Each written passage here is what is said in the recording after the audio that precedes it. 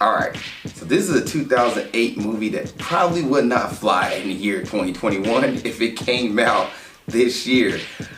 This movie is probably one of my favorite comedies of all time to watch. Probably top 10. I can throw it on anytime and laugh and joke and say the lines that's gonna come up next and how this movie plays out. But also the movie that is it's definitely put it this way, 50 years I think Tropic Thunder might not be a movie we can watch and be like, okay, that's fine. So on this episode of Movie Breakdowns, I'm going to review 2008's Tropic Thunder. What's up world, welcome to another episode of Movie Breakdowns. I'm your host, Ali Zakka.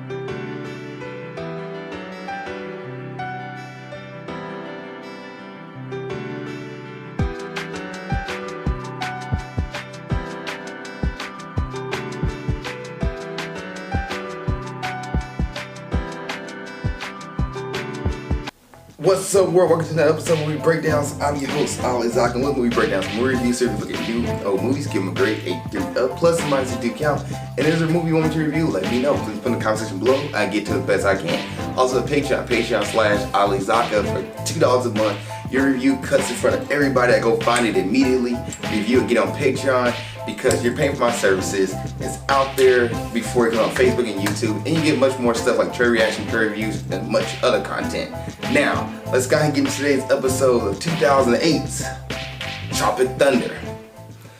Now, what is Tropic Thunder about? Tropic Thunder is about a movie of a bunch of guys, big celebrities, big movie guys, kind of like you have one dude who's the top of Hollywood, a guy who just had a movie that didn't do so well, but he rocked it out of the park for, I believe, 6 straight movies. Then you have a top comedian, top comedy guy who got into this movie. So these big personalities got to come together to make a movie about a war story based off a true story. And can these 3 big names work together to make sure the movie happens, or does it flounder and burns up in flames because they can't put their demons and issues and problems aside to work together on this movie?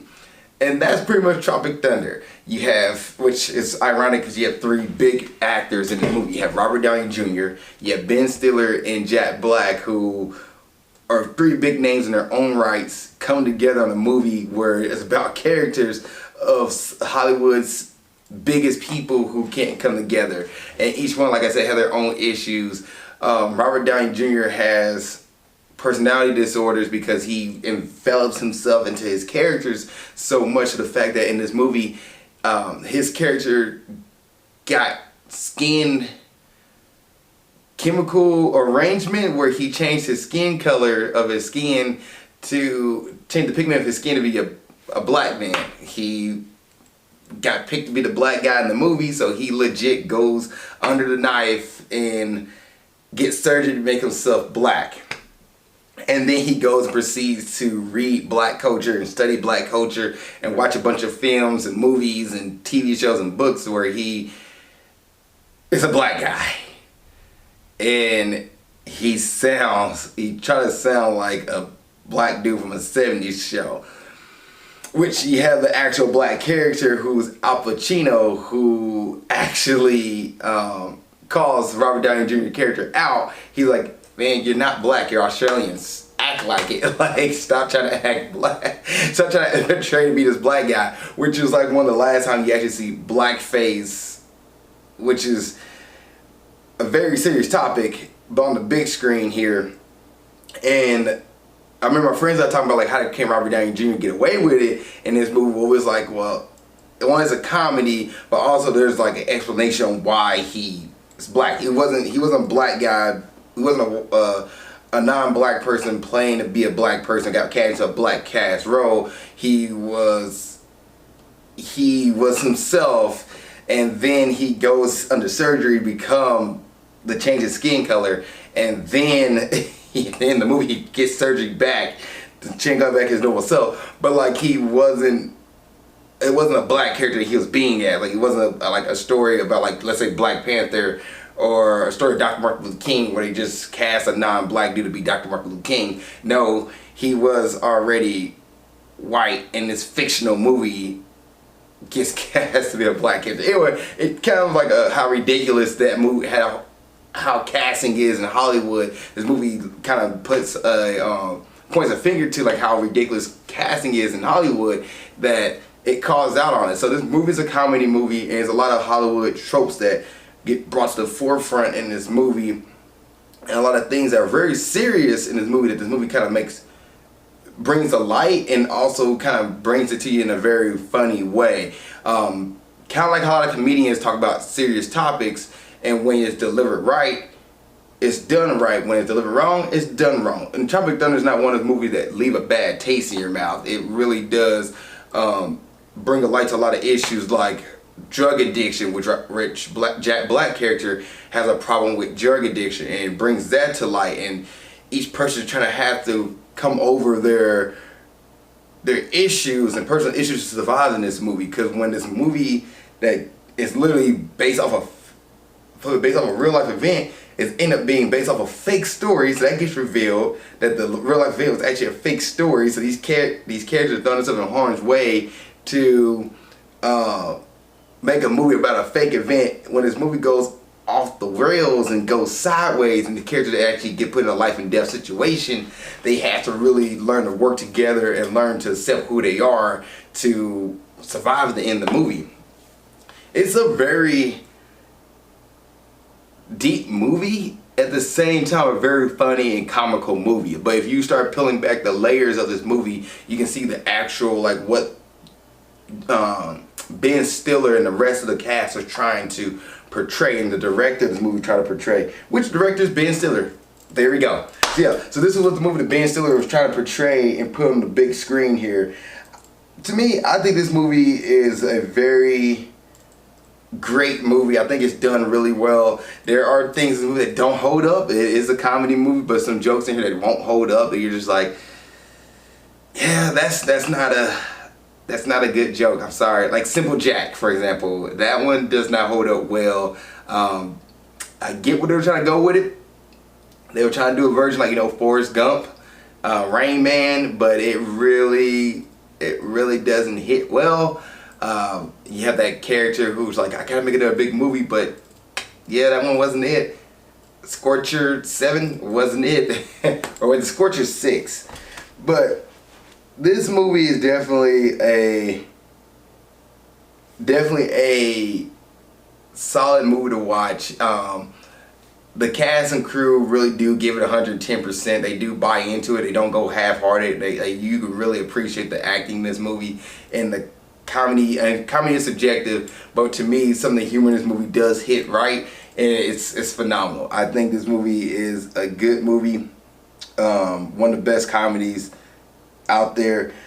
So the writers of this movie, by the way, is Justin Theroux, whose screenplay, story, Ben Stiller, who did screenplay, story, and then Ethan Cohen, who did screenplay. So Ben Stiller not only did direct this movie, but he also played in it with the writing as well.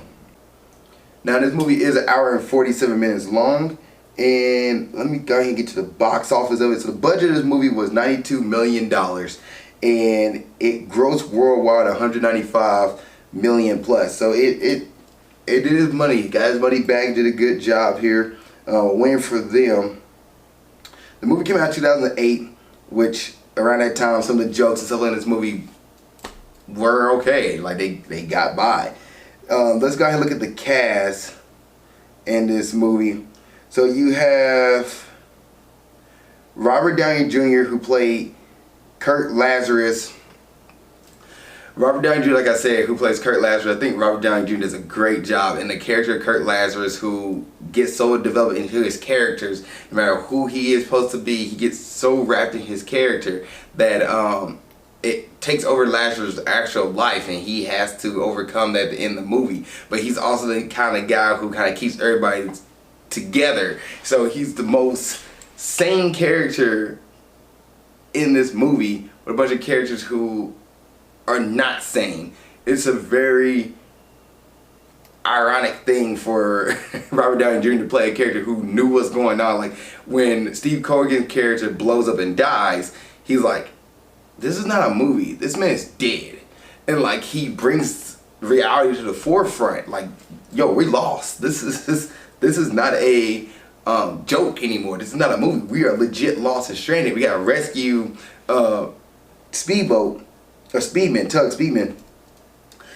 But I definitely think Kurt Lazarus' character works in this movie. I think Robert Downey Jr. does a great job bringing that character to life. You have Jeff Portnoy, who played by Jack Black. Jack Black character is a drug addict character who tries to overcome his issues with drugs and cocaine and etc. in this movie. And for the most part, like in the beginning of the movie, he has his vices there. They're with him, and then they kind of get depleted throughout the movie, and he's trying to work through the withdrawal symptoms in this movie, but also at the same time not let everybody know what's going on. But, you know, everybody can see there's something wrong with him, and he kind of comes out to everybody and says, hey man, I'm on drugs, man. I gotta find a way to fight this. And I don't know, I think his little story arc was not the strongest of the one in the movie, but like it works with everything's going on here and kind of ties in. Like they could rely on him at the end of the movie, because a lot of times you'll begin the movie, you'll walk away to get high and then come back and like, all right, good to go. And I'm like, what are you doing, man? But I think Jack Black brings that schizophrenic character to, not schizophrenic, but that, trying to think of the way to put it. He's not schizophrenic, but it's like just all over the place and kind of manic character to life. And I think Jack Black does a good job doing it. Brandon Stiller, who played Tug Speedman, thought Ben Stiller did a good job. He was a guy who had these action movies, and I think it was Scorcher 6, that's Scorcher 7. But these action movies, he really wanted to relive his heyday, and this was like the movie to bring him back on top.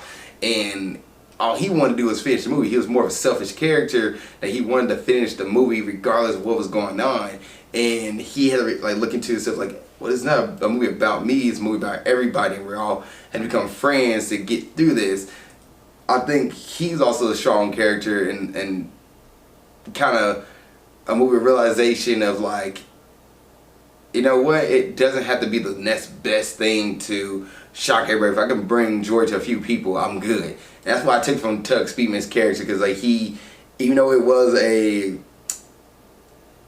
I'm trying to think of, drug lord's land, he was doing his performance of Simple Jack on, at least he, you know, he's like, I got the recognition I deserve, but he brought joy to a few people at that drug lord land.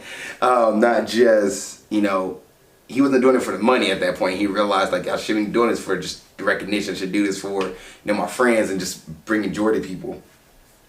You have Brendan T. Jackson, who played Al Pacino, who is kind of like, I don't know, comic relief, because this movie has a bunch of comedians in it as is, but he's just another character in the movie who, his thing was like he's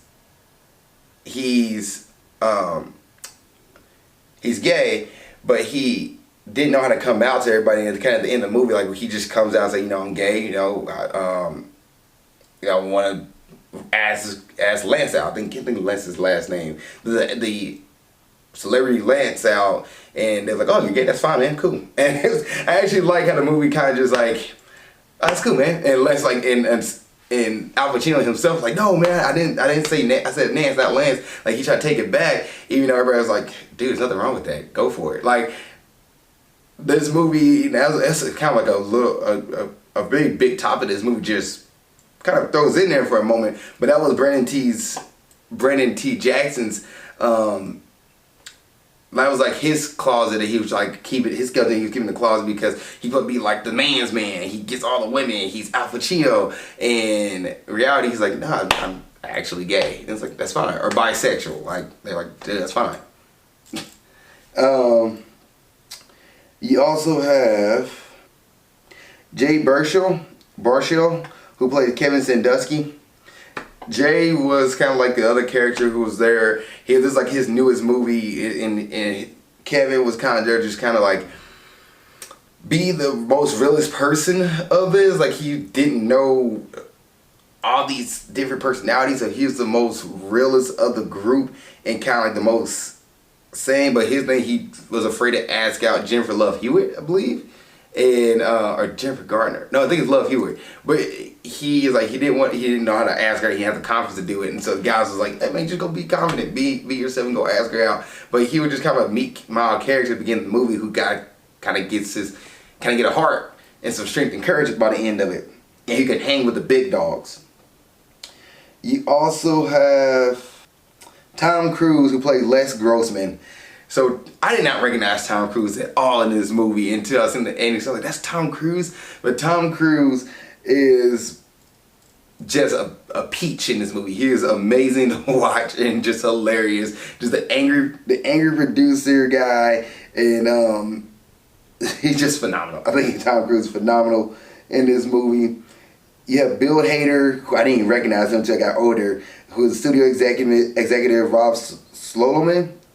He was cool. Steve Corrigan, who played Damien Cockburn, he was the director of it all. He was fine. Where is Matthew McConaughey? Matthew McConaughey. Wow, I forgot to spell Matthew McConaughey's name.